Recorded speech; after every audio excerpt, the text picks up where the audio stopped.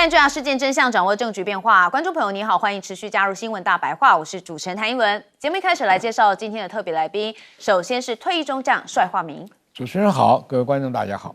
还有乐鲁政治学博士郭正亮，大家平安。以及国际政治专家方恩格。大家好。好，观众朋友，我们看到今天是3月20号，所以这场美伊开战是已经到了第21天了。好，所以我们看到最新的讯息其实也让伊伦吓了一大跳，也就是美军的 F-35战机疑似遭到伊朗的火力击中。好，那当然用讲的，大家想说就是一个消息而已，但是你们看到这是画面已经出现了哈。好，伊朗呢这边上空执行作战任务期间这个 F-35的逆中战机，美军的这边突然有突发状况，被迫紧急降落在中东地区的美军基地。好，所以呢就说这个战机疑似遭到伊朗的火力击中。好，所以就有相关的画面哈。好，那伊朗也是首度的成功击中了 F-35战机。好，但是 F-35战机是逆中战机，所以到底为何会被击中？我们先来看到俄罗斯的官媒 RT 就有做相关报道说，击中这架 F-35战机的武器可能是一个叫做358飞弹的装备。好，是为了伊朗在2010年后期自行研制的地对空飞弹。好，这个武器又被叫做 SA-67。好，据说结合了是传统防空飞弹跟长程无人机的特性，能够在空中长时间的滞留，然后作为一个制空攻击弹药，等到目标出现的时候再发动攻击。好，那当然我们看到了，这是俄罗斯媒体所说。那伊伦想说，哇，这么厉害的武器还可以在空中长时间的滞留。好，伊伦不是很了解，我们等一下来问来宾这太厉害了，过去伊朗都没这么厉害，怎么突然这突飞猛进？好，但是美方并没有承认战机被击落表示飞机已经安全的降落，那飞行员的状况也是相当的稳定。好，那这个 F-35其实是在这一次这个美军打伊朗的主力战机。好，这也是全球最强的逆中战机，它到底被击中的原因是什么呢？我们看到有一些分析说红外线的侦测因为伊朗宣称使用的是新型的先进防空系统。好，虽然 F-35能够大幅的躲避雷达的探测，好，但是发动机排放的热气仍然会产生红外线的信号，所以战机在低空或是特定角度飞行的时候，被捕捉并锁定的几率就会因此而增加。好，这是一些相关分析因为 F-35被认为非常厉害嘛怎么会被 target 呢？好，那击中了 F-35战机之后，伊朗现在当然是觉得你们看美国也不就这样嘛他们的武装部队中央司令部的司令就说今天打击美军第5代战机 F-35只是其中一个，他甚至还呛瞎说他们应该期待更多的惊喜。好，那目前看起来美国的这个首艘升级版的神盾舰也投入了这场战局当中。好，这是美国官方中央司令部的证实，说首艘接受升级计划的伯克级神盾驱逐舰叫做平克尼号，好，已经在之前投入了史诗怒火当中，而且发射的是战斧巡弋飞弹，打击了伊朗的目标，那创下该升级型这个舰艇的首次实战记录。那我们之前不是也常常讲吗？从这个冲绳2000多人的这个迪黎波里号2栖突击舰，到底现在在哪里呢？目前说已经通过了马六甲海峡，预计是在下周就会抵达到中东。好，但是到底这2000多人去中东要干嘛呢？等一下也要再问问这个专家，因为伊伦也实在看不懂。好，那卫星图像显示说多国的美军设施也遭袭受损。好，包含的是美国在巴林、哈连酋、伊拉克的军事设施跟装备都被攻击，而且有受损的状态好，那攻打伊朗的战损也曝光。现在据彭博社的报道说，开战以来美军呢已经损失了至少是16架的军机。好，包含的是有10架死神无人机遭到了击落。好，那也有2架是死于意外的事故。那3架美军的 F-15遭到了友军的误击那另外1架是 KC-135的空中加油机，也在加油作业的时候失事。所以可以看到，除了有这个被攻击之外他们自己出的状况也是蛮多的好，那现在到这个目前为止打了将近是3周了。我们看到赫格塞斯有特别说没有设一个明确的时间表。好，不过他是讲说啊，其实最终就是总统会决定什么时候就是达成了既有的目标。不过我也看到赫格塞斯讲说，伊朗攻击的次数减少了大约90%，但是以色列跟很多的西方国家有评估说，伊朗仍然是保留了40%飞弹的发射器可见他也认为还没有结束。那以色列的总参谋长也认为说对伊朗的军事行动还没过半。他说这个以色列现在对伊朗的军事行动甚至还没推进到一半看起来是不是还要继续打下去呢？不得而知但是我们也看到了阿曼因为他是波斯湾的邻国，他的外长呢就特别讲说其实这就是川普政府的误判他说呼吁美国盟友出面协助结束这场非法的战争。他描述说战争对全球的经济跟区域的安全造成了影响。那也说这场战争就是川普政府最大的误判。好，在之前还没开战的时候，在斡旋的时候，阿曼出了很多力那他现在也被烧到火，当然不开心。那我们还是看到了 F-35今天最大的这个中东的头条。我们先问亮哥，这个 F-35照理讲应该是匿踪那伊朗怎么会看得到？对所以伊朗就解释了，说它是用红外线侦测。那因为 F-35飞了之后，它还是会有热了，那它一定要飞得相当低才碰巧被它看到。那俄罗斯讲那个358飞弹，事实上是反无人机的巡弋飞弹，所以它基本上只能够射100到200公里。那飞上去之后，它会自己找，可是都是打无人机你怎么可能刚好打到 F-35？对啊，这个就有点像是瞎猫碰到死耗子，因为你有热源嘛，就盯上你那可是必须要在类似的高度了，这个飞弹没有那么伟大了讲得很伟大，对不对？它是反无人机巡弋飞弹那这个坦白讲，今天美国的媒体就只有一个媒体讲这件事，就 CNN 那 CNN 川普认为他是反正就是伊朗同路人之类的那其他媒体都没有登。那美方是说它是机械故障，所以跟被打到无关因为这个如果是被打到，那这个是很大的新闻因为 F-35没有被打下来的记录，没有那会不会是刚好就是我们讲的，就是你的热源被红外线侦测测到然后刚好用无人机巡弋飞弹就把你打下来了。这个帅将军等一下再做解释我看起来是觉得我是难以相信那我觉得今天比较值得注意的是纳坦雅胡昨天讲的话了。他说这个战争会比大家预期更早结束昨天事实上，包括美国股市的后来的稍微反弹，还有尤其是油价，油价其实不是跟贝森特当然有说海上伊朗的浮油啦1.4亿桶，就让它合法交易吧。不止这个，更因为感觉好像纳坦雅胡要收山了，所以国际油价昨天波动的非常厉害一度到112，收盘是103，所以大家本来都吓坏了。那可是我觉得现在是这样以色列基本上已经差不多打完了，因为以色列也不可能让伊朗投降嘛。那基本上他已经对伊朗做了斩首，有50个精英被打死，也对重要的设施也都做了地上的毁灭动作那个核设施、地下的导弹、兵工厂，坦白讲你也打不到了。然后黎巴嫩他也做了必要的攻击，而且可能会永久占领往前推40公里，所以以色列基本上已经可以体面结束了。现在重点是美国，美国怎么结束？因为对以色列来讲，赫姆兹海峡的主控权那不是他的事赫姆兹海峡的主控权是美国的事，而且是美国作为全球霸权的大事。坦白说，这个世界上有几个海峡是最重要的，赫姆兹海峡就中东嘛，马六甲海峡就是东南亚跟东海嘛，对不对？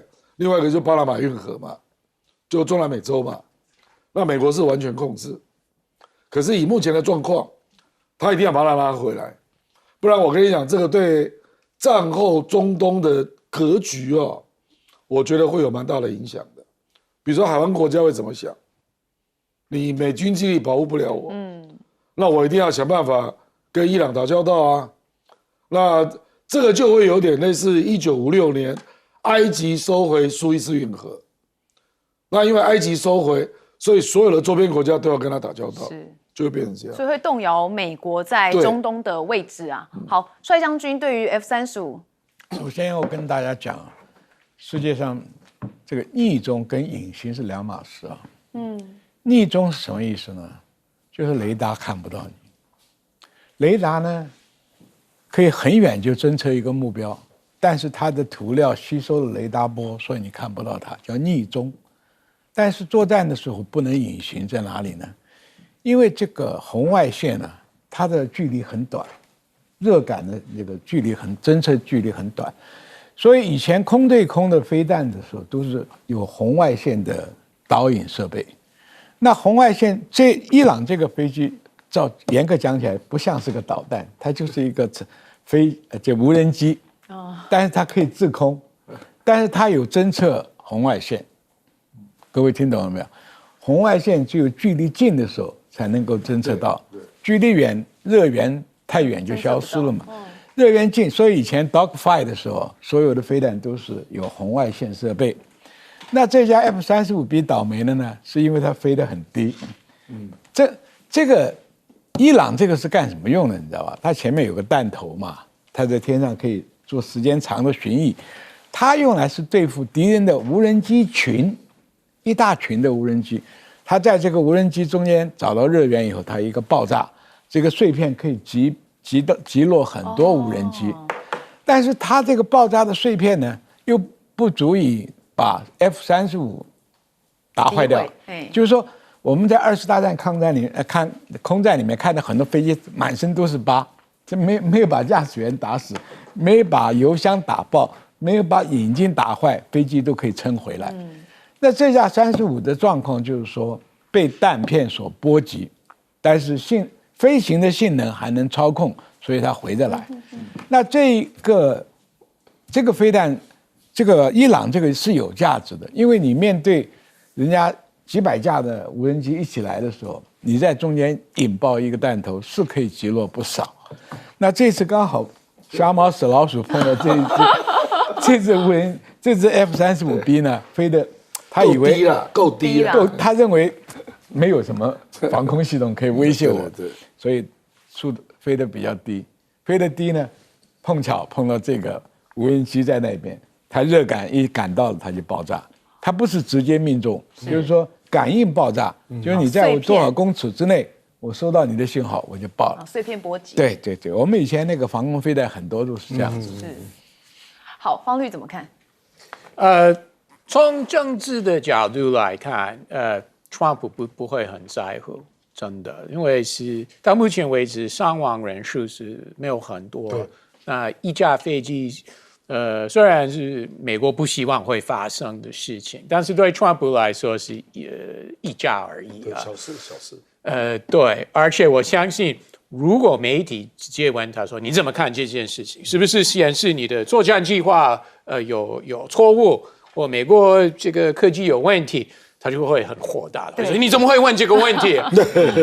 你是不是对国家没有忠诚度之类？他真的会很火，或者他会问你是哪一家媒体？CNN。如果 CNN 的话，那个记者就完蛋了。对，所以川普虽然不希望而且他真的是很关心这个议题。说实在，认真的说，因为他还是要考虑到政治方面的影响，包含其中选举。但是我个人认为是还过早了，所以如果在这个时候，因为再打几个礼拜现在才3月底了，这个 losses 他还是可以接受，虽然他不希望，但是对他来，从政治的角度来看，对他来说，这个是可以接受范围之内，而且我觉得一架飞机被击落是不会影响到将来这几天的动作。如果因为我们都不知道川普的最终目标到底是什么，会打多久，只有川普知道了。但是击落一架美国战机，我觉得不会直接影响到他的想法。如果他觉得我们还要继续打，也要打到伊朗政府无条件投降，或者我们要占领这个卡尔岛等等。如果他还有这个想法的话，那一架飞机被击落，真的不会影响到他的想法，还会继续打，而且他还是会强调，我们美国 F-35还是全世界最厉害的战机，他不会否认，他不会承认这个美国 F-35有任何问题，这个就是他的 style， 对不对？所以对他来说，我还是认为这个算是小事情。是，但是我们很好奇因为这2200人大家就是说，像您刚刚有讲到哈尔克岛，那您正认为这个川普会派这些人去夺哈尔克岛，或是派地面部队吗？我觉得可能性很大，而且是越来越大，因为到目前为止，伊朗政府没有投降。那而且我猜啊，川普和他团队有传讯息给伊朗，你不投降的话，那我们不排除我们会登陆这个卡尔岛啊，所以伊朗也知道这件事情，所以其实是由他们自己决定。但是如果继续打的话，再打几天几个礼拜，这个可能性真的是越来越大。而且如果战争部那边不管是 Hegseth 战争部长或蒋军团队有跟川普说，其实我们觉得登陆的话，损失不会太多了。我们已经做相关的准备跟分析，我们觉得我们武器、人数、训练准备都足够的话，那总统我们认为不能排除有伤亡人数，但是应该不会很多。如果他们真的给川普这个 message 的话，如果真的是这样的话，那川普就不会有太多的政治疑虑，就会给他们开一个绿灯。好，但是我个人认为啦，派入地面进去的话，恐怕后续美国内部的效应是更大哈。我们休息一下，马上回来。不太可能。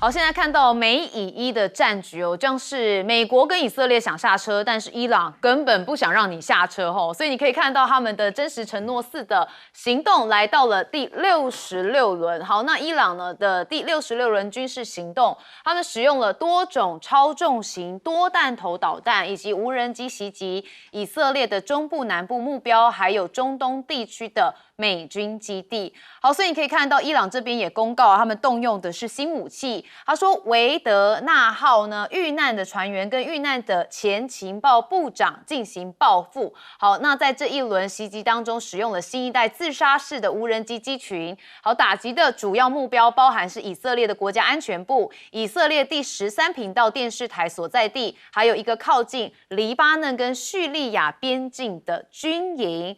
好，那周4呢，伊朗这边当然就发动了新一波的导弹袭击，而且这个导弹袭击的目标是在伊朗是以色列北部城市海法一处炼油厂受损了，冒出黑烟，所以可以看到画面上这就是现场的情况。好，那伊朗的伊斯兰革命卫队说，他们锁定攻击以色列第3大城海法跟南部的阿什杜德的炼油厂，那以及犹太复国运动政权一系列维安目标跟军队支援中心。他们也说，这些目标已经被精确的飞弹击中。好，甚至伊朗的外长还在社交的网站上面有贴文说伊朗对于以色列的袭击伊方的基础设施的回应，只动用了一小部分的力量。好，如果伊朗的基础设施再次遭到袭击的话，伊朗将不再有任何的克制。好，以色列的能源部长确实有坦言啊，他们的电力有短暂的受到影响，但是又说没有对以色列的基础设施地点造成重大的损害。好，当然现在最怕的就是他攻击油田、气田哈，因为上次呢也看到了纳坦雅胡啊有攻击到伊朗的天然气命脉，所以呢川普就有特别的说，你不可以再这样做了哈，就是告知纳坦雅胡。然后他说呢，这个不会在任何地方部署军队，如果我有这么做，他说我也不会告诉你哈，就很像跟他行哦。好，那当然纳坦雅胡这边哦也有特别来做回应，我们听一下。וכבר עכשיו, לאחר 20 יום, אני יכול לבשר לכם, לאיראן אין היום אפשרות להשאיר אורניום, ואין לה אפשרות לייצר טילים בליסטיים. אנחנו ממשיכים בריסוק היכולות הללו. אנחנו נרסק אותם עד דק, עד עפר.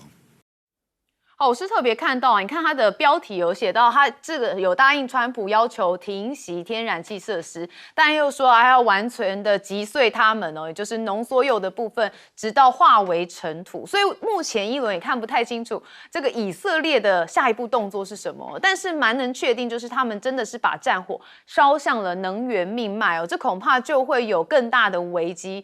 好，专家就说，南帕尔斯的这个气田遭到袭击，可能会让这场战事持续到5月，而且短期之内看不到明确的停战途径，这是分析师所认为的。好，那目前一轮看到的讯息是卡达能源公司，他们也讲说，伊朗攻击了液化天然气所以有近20%的产能必须要3到5年才能进行修复。好，所以看到这场战事后续的后效应反而是更大的。好，那现在川普自信满满啊，我们看到传出美国的国防部有追加预算而且这预算非常的大，是2000亿美元要支援伊朗这个来攻击伊朗。但是呢，我们看到赫格塞斯说啊，数字可能还有变动，击杀坏人就需要钱。他说会跟国会协调，确保国防部的预算资金到位。好，川普说啊，不会在伊朗战争期间向中东派遣士兵，说美国需要更多的资金来资助伊朗战争认为这会让美军保持顶尖。他认为是一个非常小的代价。好，那川普现在啊，又对于结束伊朗战争他说我只要花2秒钟就可以了。我们听一下。And the military equipment, the power of some of this weaponry is unthinkable. You don't even want to know about it. Oh, you could end this thing in 2 seconds if you wanted to, but we are being very judicious. 好，他说 2 seconds 我们今天制作单位还在讨论说，这 2 seconds 是什么呢？我们就想说，可能就是 stop the war， 2 seconds 就停战嘛，这样就停战就是2秒钟。不知道造就川普是不是就像伊伦说的这一招就是2秒钟好，那我们当然看到战事的部分，因为伊朗目前看到持续是有攻击的态势。我们先问亮哥，川普上礼拜还说啊，他已经把伊朗100%的攻击设施摧毁了。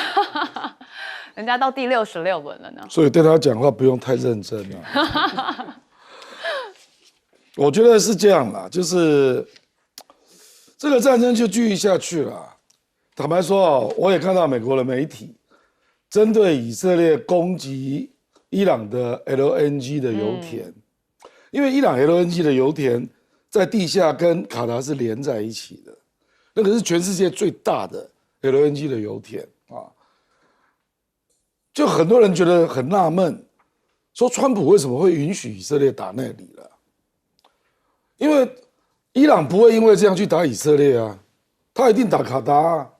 结果果然是这样，所以你刚才会说嘛，卡达 LNG 受到重创，对，说要2到3年才会修复嘛，3到5年，3到5年，然后对3到5年，有17%要出口立刻断掉，是，所以现在各国在评估未来怎么办啊。我们台湾还没有评估我们在等他的答案。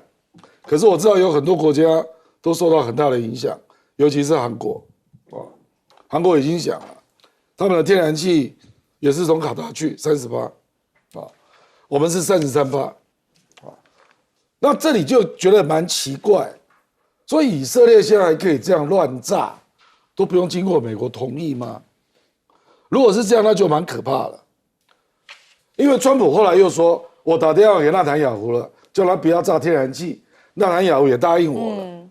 他这样回答好像是说以色列去打，我不知道可是我跟你讲，美国有很多人都说川普知道，那川普为什么会同意？那如果说你没有同意，可是以色列去做让大家很难收拾的结果，管不住嘛。因为那一天那个油价冲破100，就是这件事嘛，对不对？那后来贝森特才出来做紧急处理嘛，说什么要把伊朗的1.4亿桶的浮油全部自由合法交易啊。所以我觉得真正的问题真的是在于美国到底能不能够控管以色列的行动啊？就以色列你的目标可能跟美国不一样，这我们可以理解。以色列绝对没有想跟伊朗谈和的啦，他就要重创你的能力，让你在未来几年内没有能力打我，然后也趁这个机会往前占领黎巴嫩的土地嘛，作为这个缓冲区嘛。我认为以色列的目标已经达成了，那为什么还要打 LNG 田呢？那这个就是以色列认为这个对于削弱伊朗的国力是必要的。美国接受吗？我觉得这场战争真正的重点在这里，就是以色列有些问题他是不 care 的，比如说赫姆兹海峡，那跟他没有关系啊。可是这个是美国的问题啊，美国要处理赫姆兹海峡，那美国也要去控管整个能源供应的问题啊。以色列不需要管这种问题，所以如果美国对于以色列的行动不能做有效的节制，那我跟你讲，未来问题可大了。那打到4月、5月都一样了，因为我们比较可以预判啊，美国大概打到什么地方，他就大概见好就收。可是以色列还会打哪里啊？那个伊朗的报复行动可能都针对阿拉伯半岛，那就没完没了了。我倒是有听说嘛，这个以色列的纳坦雅胡对于战争他是想要持续下去的哈，因为他这样也可以稳住他自己的政权。不知道将军怎么看？这个纳坦雅胡很明显，他的企图啊，就是要不让美国能够脱身。你美国脱身的话，他一个人去面对，有美国人在那边拖到，对不对？那什么时候停战呢？那除非美国跟以色列达成的协议里面对以色列有所保障或者限制。他现在就是刚刚亮哥讲的，能把你所有的力量能摧毁多少摧毁多少，你能赚钱的东西我给你打掉，你没有钱你就没有办法制造后面的武器。他行为是这样子，行动上就是不希望你美国撤走，所以美国的话他不见得听。你美国不是很 care 全世界的天然气吗？全世界的物价通货膨胀吗？我就让你树叶尽风不止，他就是那样搞。第二个呢，伊朗现在的打法就是说，他为什么打到以色列的基础设施电啊什么有，他让以色列的老百姓去反纳坦雅胡，让以色列的人民的厌战心理提高，也是他釜底抽薪的办法。你要用武力直接干掉以色列，打不赢的，因为你的兵力没有 project 到以色列的本土啊，你陆军再多也过不去啊。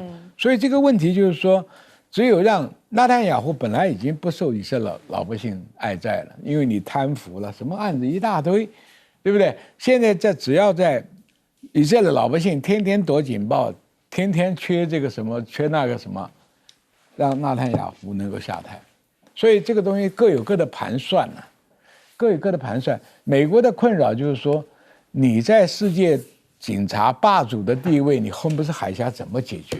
这个是让美国很伤脑筋。他为什么要求各国来护航呢？但你们这些军舰一起来被打了以后，大家一起反以色列，这个目的没有一个傻瓜会愿意这样做的。所以川普，我是在等呢，他的战果吹得越大，他撤走的可能性就越高。我已经赢了，我已经找不到目标好打了。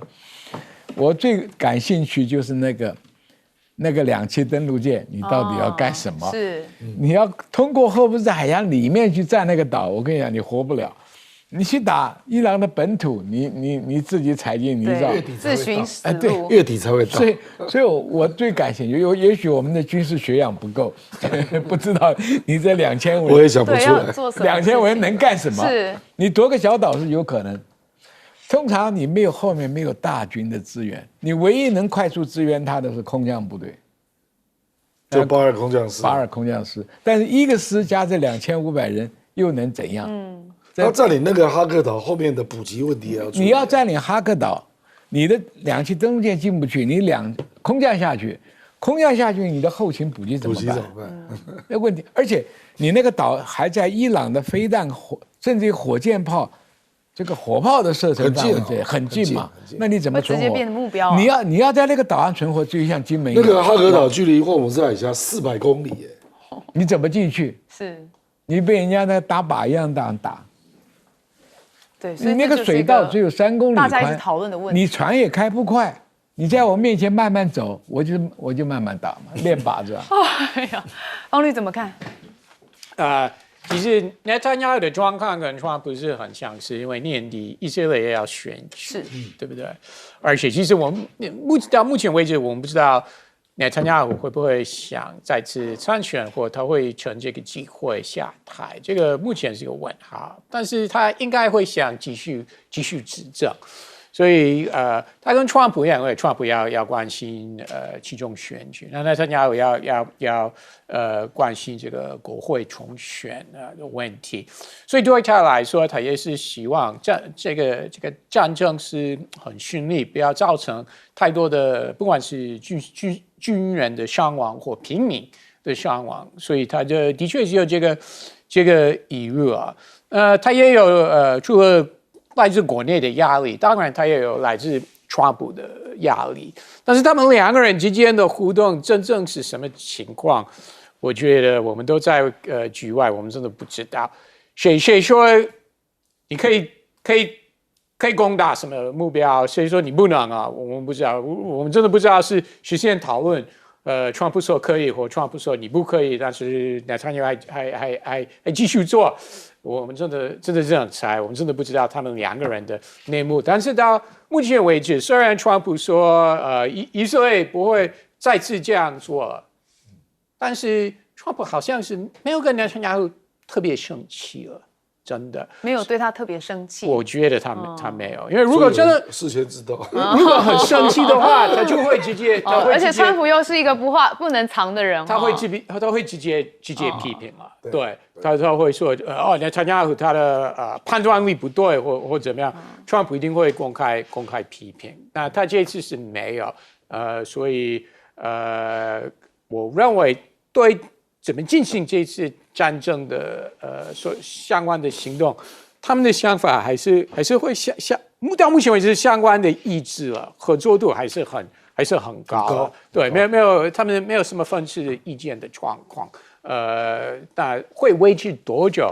那真的是一个问号，因为我刚刚说了，我们不知道川普什么时候会突然宣布目标都已经达成了，那今天2秒真的就结束了。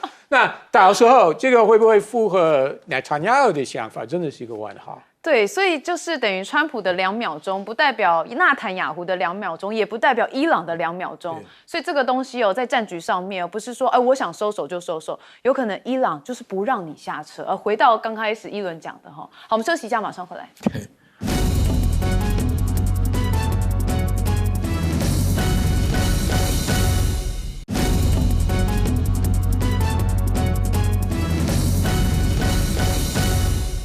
我们刚刚讲到是今天凌晨这伊朗这边发动是第66波的军事行动。好，但是呢，在19号凌晨他们发动的第64波行动当中，我们也看到他讲说打击目标包含以色列本古里安机场，还有海法以及里熊莱西安等地。那也说美国的第5舰队也被命中。好，这是伊朗这边所称的哈。好，那我们要看到了是伊朗现在有意要征收的是海峡查通行费。好，那伊朗国际这边就有做相关报道说，要针对途经赫姆兹海峡的商船来征收通行费跟安全费。好，不仅会增加国库的收入，还能获得另外一项威慑全球的强项，来扭转伊朗的处境。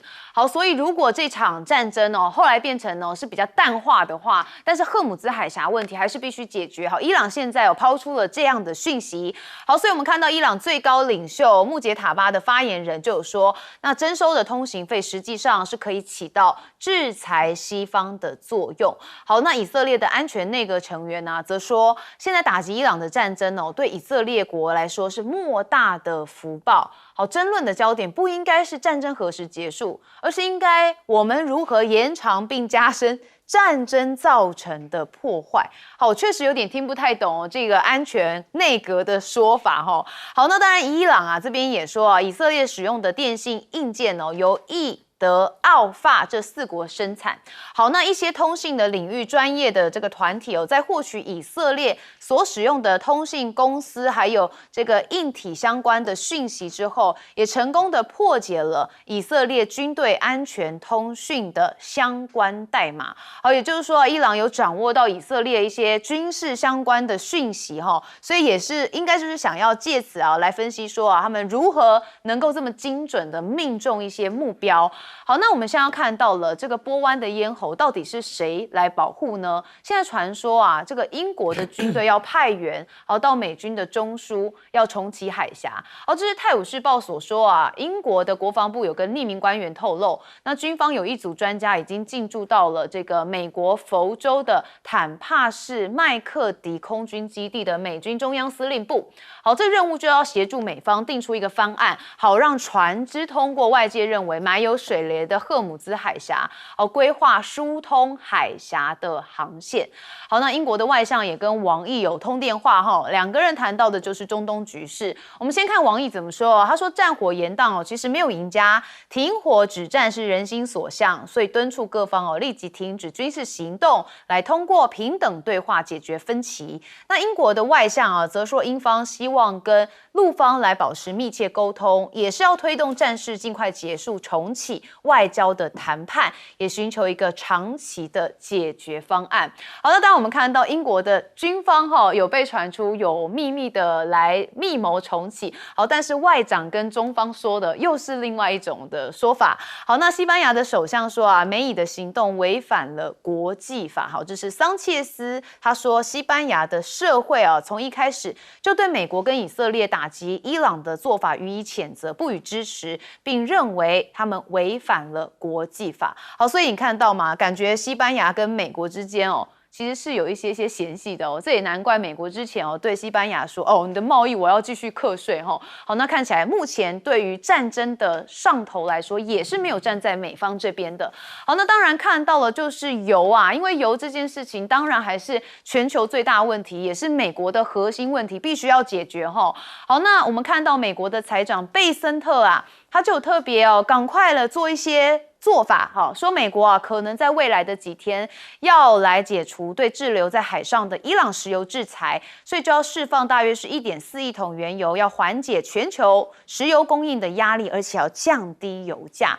好，但是赫姆兹海峡的危机也让波斯湾的战火蔓延，甚至还动摇到石油美元的体系。好，因为伊朗就有提倡说我们要用人民币来结算石油，变成石油人民币，带来契机。那然而人民币的流动性、稳定性还有国际的信赖度，短期之内仍然是很难全面的瓦解美元在全球贸易中的主导地位。好，但是呢，现在赫姆兹海峡持续是被伊朗给封锁了。好，这件事情怎么解决？当然全世界都很头大，美国更头大好，那我们还是看到了伊朗这部分对于石油能源，那当然也说有命中到美国的第5舰队。我们问亮哥。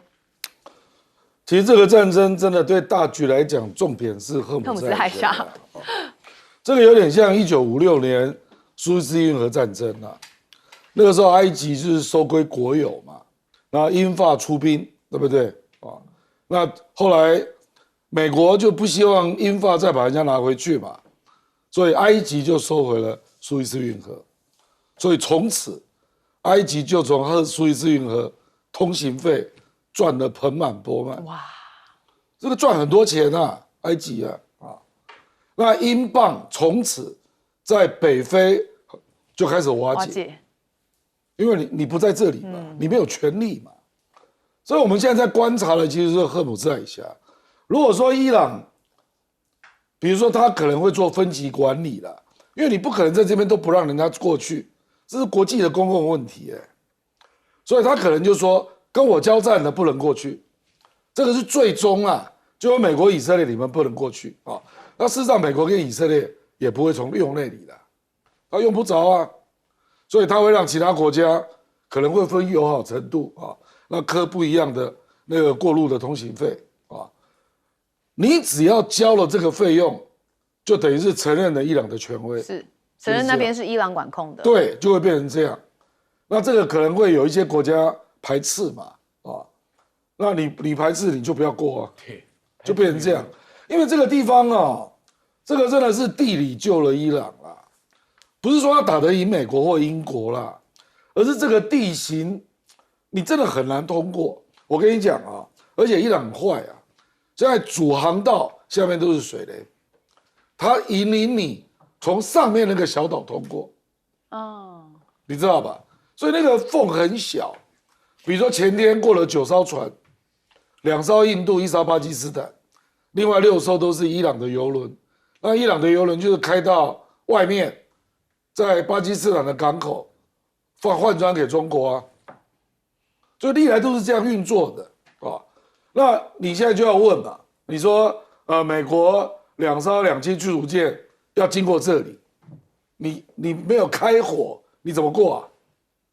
而且你要开火，下面的水雷你还要排除那这里基本上你会碰到一个多重打击啊，火箭炮也打得到你啊，那个无人机也可以打到你，导弹也有可能，而且搞不好是从也门那边射的，不是从伊朗射的。你要做这么多，包括天上的，包括水下的，我不知道你如何做到。如果只有2艘日本过来的2栖驱逐舰，我不知道你如何做到，而且你上面还有2000多个海军陆战队，你被打到也有生命的危险啊。好，那即便你过了这里，到哈克岛400公里，你再开到哈克岛，你说你要占领，对不对？那之后补给谁处理啊？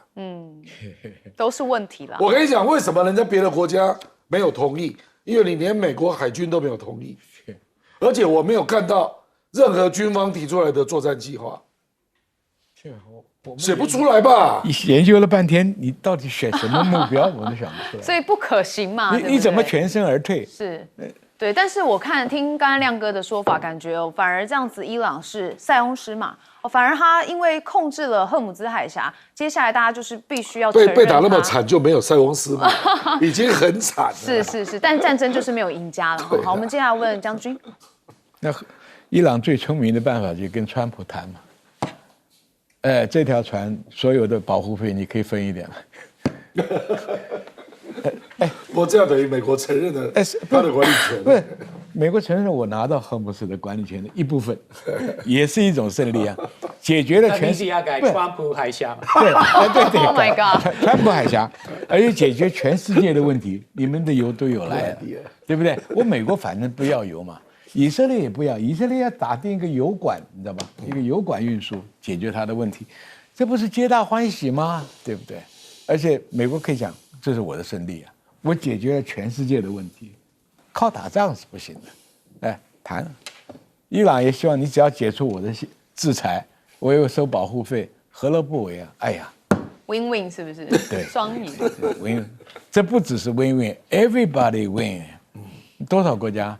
你看台湾、日本、韩国已经真是吓得要死啊！天然气一断，你马上就断电了。所以这个问题，哎呀，因为别的领袖是不可能，川普是个商人出身的领袖，这个 idea 可以谈的，也是一种胜利啊！我不是解决全世界的问题了吗？我也解决了伊朗战争的问题吗？我们美国反正不要油啊，对不对？你们每个国家都有油了。物价也不上涨了，那我的关税的问题慢慢处理吧。要不然美国为什么那么 care 油气田被炸、油源被炸呢？对不对？所以我讲的不是天方夜谭呢，说不定哪天会出现。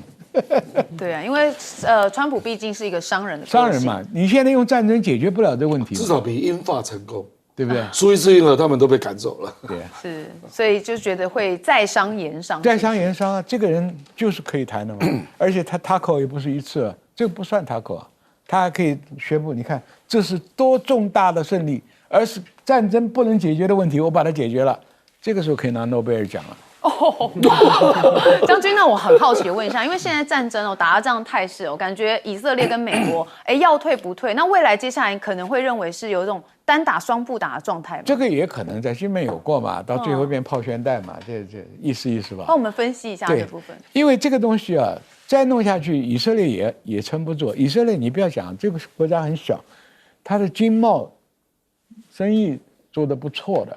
你就打到现在为止，你什么都停顿了嘛，停班停课，停班停课，而且四面都是敌人，是啊，对不对？所以这个问题就是纳坦雅胡个人的问题嘛。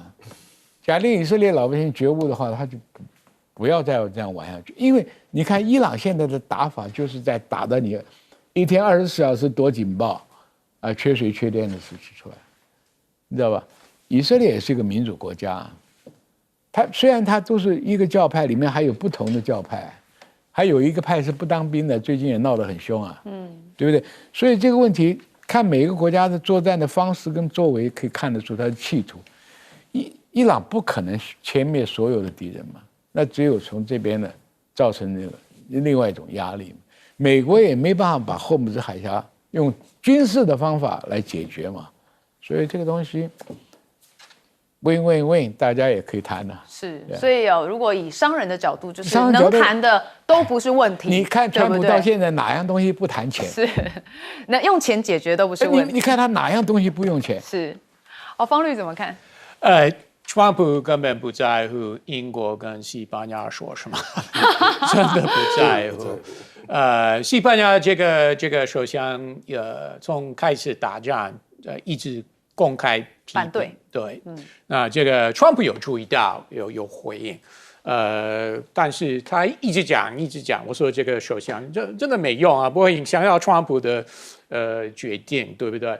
那英国，我认为川普他对英国有点不满，但是我相信英国还是在背后已经在帮忙美国了，毕竟是盟友了，所以不管是在情报方面或答应美国用英国军事基地等等，其实英国已经有一些动作，那会不会派战机或海军直接攻打伊朗？